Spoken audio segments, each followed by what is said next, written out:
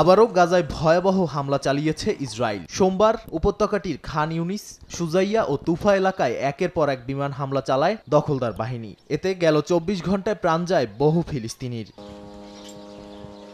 এর মধ্যেই যুদ্ধবিরতির প্রস্তাবে দেখা দিয়েছে নতুন সংকট। মিশরের প্রস্তাবে হামাসকে নিরস্ত্রীকরণের শর্ত রাখার কথা জানায় ইসরায়েল। এ বিষয়টি আল জাজিরাকে হামাসের এক শীর্ষ কর্মকর্তা নিশ্চিত করেন, যদিও এতে রাজি নয় হামাস। ফিলিস্তিনের আত্মসমর্পণই ইসরায়েলের মূল লক্ষ্য বলে অভিযোগ করে সংগঠনটি।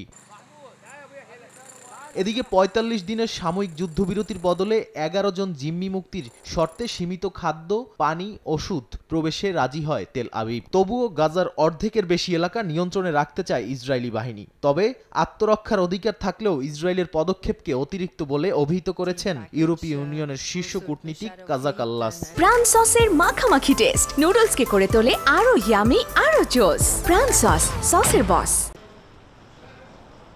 পশ্চিম তীরেও থেমে নেই ইসরায়েলি সেনাদের অভিযান। অঞ্চলটির তুলকারেম শহরে বাড়িঘর ও দোকানপাটে তল্লাশি চালিয়ে ক্যাফেতে বোমা ছোড়ে দখলদার বাহিনী। নূর শামস শরণার্থী শিবিরেও উচ্ছেদ করা হয় বাসিন্দাদের। পশ্চিম তীরে ইসরায়েলি আগ্রাসনের নিন্দা জানিয়ে মানবতাবিরোধী অপরাধের দায়ে আন্তর্জাতিক হস্তক্ষেপের দাবি তুলেছে ইয়েমেনের বিদ্রোহী গোষ্ঠী হাউথি।